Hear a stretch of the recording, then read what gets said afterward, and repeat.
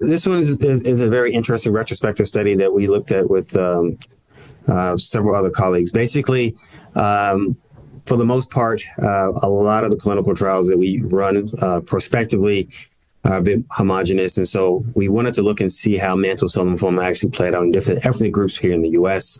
And so patients were separated into non-Hispanic Caucasian patients, Asian patients, Black African American, and then obviously we looked at Hispanic patients and try to get a sense of how these patients respond to first-line therapy, and then subsequently, more importantly, how their response to novel treatments in the relapsed refractory setting. So some interesting tidbits out of this. It did appear that, at least based on retrospectively, and this is something that'll have to be teased out in a more formal perspective study, that there are some ethnic differences in how patients respond to initial chemoimmunotherapy, and subsequently, if there's a benefit to chemoimmunotherapy versus a novel treatment in these patient populations based on some of the risk factors. So specifically, if we look at the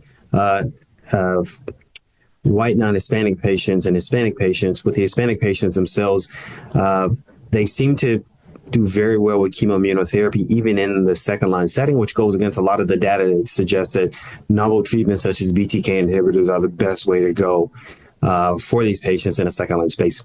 Of the four ethnic groups we looked at, this was the only one where their response and duration of response and time to next treatment with chemotherapy was actually better than what we saw with novel treatment. So it does suggest that,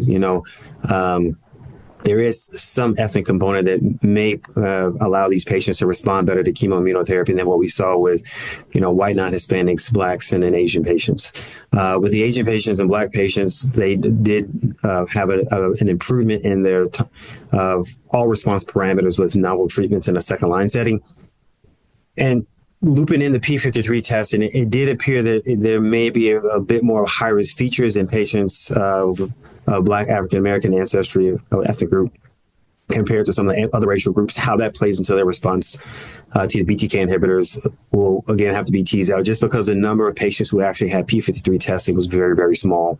It was only like 5% of all the patients tested. So again, I think as we move along, as we can get more prospective study, it will be something worth looking to see again in these patients. Is there really a fundamental difference in how we should approach these patients based on the ethnic background?